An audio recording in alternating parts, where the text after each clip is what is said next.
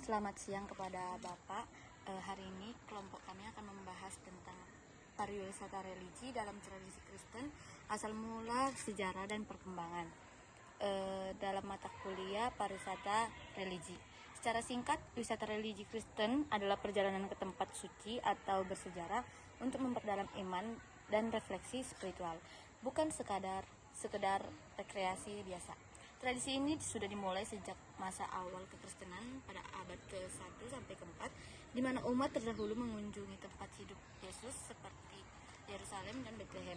Meski saat itu gerak mereka masih terbatas karena adanya penganiayaan, perkembangan besar baru terjadi pada masa Kekaisaran Romawi pada abad ke-4 sampai ke-6 setelah Kaisar Konstantinus melegalkan agama Kristen. Di masa inilah gereja-gereja besar mulai dibangun, tradisi sejarah lahir, dan perjalanan religi mulai terorganisir dengan baik.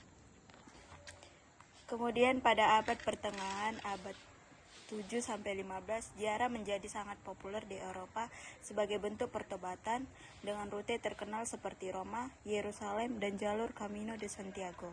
Kemudian memasuki masa reformasi itu pada abad 16, sempat terjadi perubahan pandangan di mana kelompok Protestan lebih fokus pada iman pribadi, sementara gereja Katolik tetap mempertahankan tradisi ziarah ini.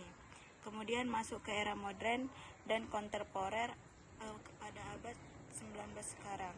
Berkat kemajuan transportasi, ziarah bertransformasi menjadi bagian dari pariwisata global yang dikelola secara profesional. Saat ini wisata religi Kristen tidak hanya fokus pada spiritualitas, tetapi juga menggabungkan wisata budaya. Selanjutnya, tujuan dari wisata religi ini adalah untuk mendekatkan diri kepada Tuhan, mengenang sejarah iman, mencari ketenangan spiritual, serta mempererat persaudaraan sesama umat. Tentu saja perjalanan ini membawa dampak. Dampak positifnya meliputi peningkatan spiritualitas, dorongan bagi ekonomi lokal, serta kelestarian situs sejarah. Namun ada dampak negatif yang harus diwaspadai, seperti resiko komersialisasi, tempat suci dan kerusakan lingkungan jika tidak dikelola dengan baik. Sebagai kesimpulan, meskipun wisata religi Kristen telah berevolusi dari perjalanan sederhana zaman dulu menjadi industri pariwisata global yang modern, esensi utamanya tidak pernah berubah, yaitu sebagai sarana memperdalam iman dan pengalaman spiritual. Baik, selanjutnya kami akan menjelaskan tentang materi kami tentang perencanaan pariwisata perkotaan dengan mata kuliah strategi pengembangan perencanaan dan pengembangan pariwisata budaya dan materi ini menjelaskan tentang perencanaan pariwisata perkotaan atau urban tourism planning. Pariwisata perkotaan merupakan kegiatan wisata yang melihara kawasan kota dengan mengembangkan berbagai atraksi seperti budaya, kuliner, pusat perbelanjaan, seni, hingga infrastruktur modern. Perencanaan khusus diperlukan karena kota memiliki kepadatan penduduk yang tinggi, aktivitas yang kompleks, serta tekanan lingkungan yang besar. Tujuan utama perencanaan ini adalah menciptakan pariwisata yang menarik, aman, dan tetap berkelanjutan bagi wisatawan maupun masyarakat.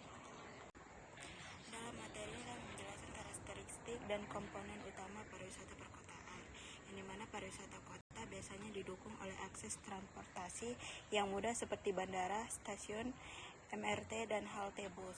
Selain itu, terdapat berbagai fasilitas pendukung seperti hotel, restoran, pusat informasi wisata, serta ruang terbuka hijau. Atraksi wisata perkotaan dapat berupa museum, taman kota, kawasan heritage, festival, hingga pusat hiburan modern. Semua komponen tersebut saling mendukung agar wisatawan merasa nyaman dan mendapatkan pengalaman wisata yang baik. Tantangan dalam perencanaan pariwisata perkotaan seperti kemacetan, overtourism, konflik ruang, dan meningkatnya biaya hidup akibat investasi wisata. Untuk mengatasi hal tersebut diperlukannya strategi implementasi seperti pengelolaan zona wisata berkelanjutan, penggunaan transportasi ramah lingkungan, monitoring wisata. Selain itu, prinsip keberlanjutan, inklusivitas, dan integrasi sangat penting agar pariwisata kota tidak hanya menguntungkan wisatawan, tetapi juga memberikan manfaat bagi masyarakat dan lingkungan sekitar.